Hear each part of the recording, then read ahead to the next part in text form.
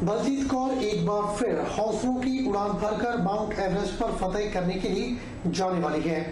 साल 2016 में extra oxygen mask न होने की वजह से 300 मीटर पीछे से ही बलजीत कौर को वापस लौटना पड़ा था, लेकिन 6 साल की कड़ी मेहनत के बाद एक बार फिर हौसलों की उड़ान भरकर बलजीत माउंट एवरेस्ट फतेह करने के लिए तैयार हो चुकी है।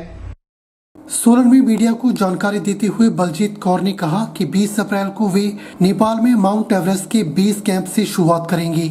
इससे पहले वे नेपाल में स्थित अन्नपूर्णा माउंट एवरेस्ट को फतेह करने के लिए निकल रही है। उन्होंने कहा कि 6 सालों में उन्होंने कड़ी मेहनत माउंट एवरेस्ट पर फतेह पाने के लिए की है और इस बार उन्हें पूरा विश्वास है कि वे इस बार फतेह जरूर हासिल करेंगी। सुनीता की माउंट एवरेस्ट पर जाने के लिए एक व्यक्ति का खर्च करीब 35 लाख रुपए आता है और अभी उनके पास 20 लाख रुपए ही जमा हुए हैं। आपको बता दें कि बलजीत पहली भारतीय महिला है जिसे 7161 ऊंची पुमोरी चोटी फतेह करने का गौरव हासिल हुआ है। पुमोरी चोटी हासिल करने के बाद से बलजीत ने कहा था कि उनके हौसलों की यह उड़ान अब थमने वाली नहीं है और अगले वर्ष ही वे एवरेस्ट पर तिरंगा फहराएंगी। कुछ साल पहले जब सोलन कॉलेज में एनसीसी में थी तो एवरेस्ट के एक अभियान का हिस्सा बन चुकी है, लेकिन उस दौरान ऑक्सीजन मास्क की खराबी के चलते बलजीत कौर को अभियान बीच में ही छोड़कर लौटना पड़ा था। तो अभी तक मैंने जितनी चोटियां चढ़ी हैं वो 12 चोटियां चढ़ चुकी हूँ और इसके साथ बहुत सारे ट्रैक्स भी कर चुकी हूँ। और अभी जो मैं जा रही हूँ दुनिया की सबसे ऊंची चोटी माउंट एवरेस्ट के लिए मैं जा रही हूँ क्लाइंब करने के लिए।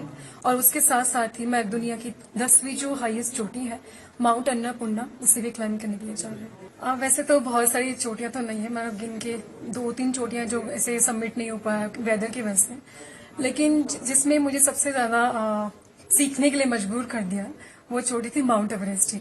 2016 में क्लाइंब करने के लिए गई थी, लेकिन 300 मीटर पीछे से ही मुझे वापस आना पड़ा था समिट के। बिल्कुल इस बार तैयारी मैंने बिल्कुल जम के की है और ज्यादा की है, जितना मैंने सोचा उससे भी ज्यादा की है और मैं कॉन्फिडेंट हूँ कि मैं क्लाइंब कर लूंगी।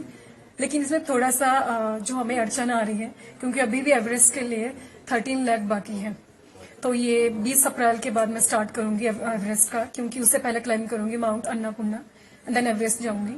तो एवरेस्ट के लिए हमारे पास टाइम है फंडिंग के लिए, बट फिर भी मैं रिक्वेस्ट करूंगी कि वो फंडिंग जल्दी से जल्दी जाए। हिमाचल प्रदेश में जैसे जैसे विधानसभा चुनाव नजदीक आ रहे हैं वैसे वैसे राजनेताओं की सियासी बयानबाजी भी तेज होती जा रही है। कुछ इसी क्रम में प्रदेश के वन मंत्री व खेल मंत्री राकेश पठानिया ने कांग्रेस पर आक्रामक शाब्दिक प्रहार किया है। ऊना प्रवास के दौरान वन मंत्री राकेश पठानिया ने 4.92 करोड़ रुपए के उद्घाटन और शिलान्यास किए। खेल मंत्री ने जलग्राम में 1.37 करोड़ रुपए से बनने वाले खेल स्टेडियम और बहरडाला में 1.42 करोड़ रुपए की लागत से बनने वाले खेल स्टेडियम के निर्माण कार्य का भूमि पूजन किया। ऊना पहुंचे वन मंत्री राकेश पठानिया ने कांग्रेस पर करारा कटाक्ष किया। इस दौरान मीडिया से बात करते हुए राकेश पठानिया ने दावा किया कि इस समय पूरे देश से कांग्रेस समाप्त होती जा रही है और भारत कांग्रेस मुक्त देश की तरफ अग्रसर होता जा रहा है। उन्होंने देश के प्रधानमंत्री नरेंद्र मोदी की सरपरस्ती में ही पूरे देश में विकास की गति तीव्र होने का दावा किया। राकेश पठानिया ने प्रश्नसूचक लहजे में कांग्रेस को वोट देने का कोई आधार नहीं होने की बात कही और कांग्रेस को वोट देने का तात्पर्य देश प्रदेश का विनाश होना बताया। लोगों का ठेका कांग्रेस ने ले रखा, फैसला लोग करते हैं। कांग्रेस के कहने से कुछ नहीं होने वाला। 4 प्रदेशों में क्या हुआ वो आपके सामने रिजल्ट आ गया। कांग्रेस मुक्त भारत की तरफ ये देश बढ़ रहा है। आज के दिन में कोई भी नहीं चाहता। मैं आपको सवाल पूछ रहा हूँ, आप कांग्रेस में वोट डालेंगे क्यों? क्या मिलेगा कांग्रेस से? कांग्रेस है कहाँ बची है?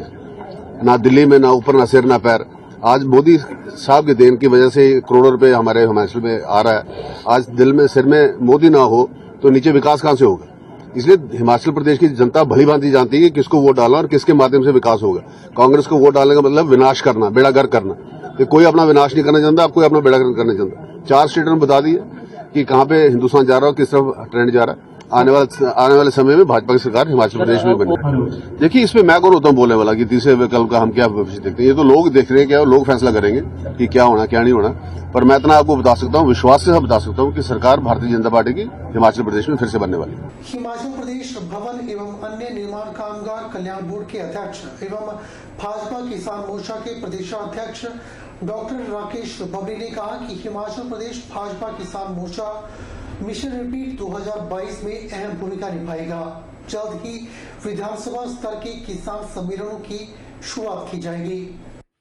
हमारे भाजपा किसान मोर्चा के माध्यम से जो किसान प्रहरी प्रदेश और केंद्र सरकार की योजनाओं को गांव-गांव स्तर पर ले जाएंगे और वहां पे जो वहां के किसानों, बागबानों और मजदूरों की समस्याएं हैं उनको हमारी सरकार के समक्ष रखेंगे। इस दिशा में हमारा अभियान शुरू हो गया है। किसान प्रहरियों के माध्यम से हम बूथ स्तर पर जितना भी हमारे चाहे वो किसान सम्मान निधि मिल रही है, हर बूथ के ऊपर लगभग 110 से 20 किसानों के खाते में हर साल 6,000 रुपया और पूरे हिमाचल प्रदेश के अंदर 9,35,000 किसानों के खाते में 6-6 हजार रुपया माननीय देश के प्रधानमंत्री किसानों की जो मूलभूत आवश्यकताएं हैं उनके लिए जारी कर रहे हैं। उस दिशा में भी जनसंपर्क अभियान के माध्यम से किसान मोर्चा के कार्यकर्ता बूथ स्तर पर इस विषय में काम करेंगे। उसके बाद हमने कहा है कि मंडल स्तर पर या विधानसभा स्तर पर एक किसान सम्मेलन करेंगे। ऐसे किसान जो लाभार्थी रहे, जिनको लाभ मिला है हमारी इन सरकार की योजनाओं का, प्लस जो हमारे काम में लगे हैं कार्यकर्ता जो हमने किसान प्रहरी के रूप में, ये सभी मिलकर हर विधानसभा क्षेत्र के ऊपर एक किसान सम्मेलन करेंगे। और उसके बाद पूरे हिमाचल प्रदेश के अंदर भी जितनी भी योजनाएं हमारे किसान मोर्चा के माध्यम से हमने डिमांड सरकार के समक्ष रखी थी, माननीय जयराम ठाकुर जी का और कृषि मंत्री वीरेंद्र कंवर जी का धन्यवाद करेंगे कि वो चाहे बेसहारा पशुओं के बारे में बड़े फैसले हों, बड़ी गौ सेंचुरी बनाने के लिए बजट की व्यवस्था हो, चाहे 197 करोड़ रुपया मंडियों के विकास के लिए जारी किया हो, चाहे प्रदेश के अंदर सीए स्टोर बनाने के लिए बजट की व्यवस्था की हो। पूर्व सांसद महेश्वर सिंह ने कहा कि खराल की 9 पंचायतें कुल्लू ब्लॉक में शामिल की गई हैं। लोगों में गलतफहमी हो गई थी, जिसे दूर करना जरूरी है। उन्होंने कहा कि जिला किन्नौर में जहां पहले 5 विकासखंड बनाए गए थे, तो वहीं अब भुंतर में भी विकासखंड खोलने के लिए जयराम सरकार ने मंजूरी दे दी है। ऐसे में अब नगर विकास खंड के तहत आने वाली खरहाल घाटी की 9 पंचायतों को कुल्लू ब्लॉक में शामिल किया गया है, जबकि मलाड़ा पंचायत को भूंतर में शिफ्ट किया गया है।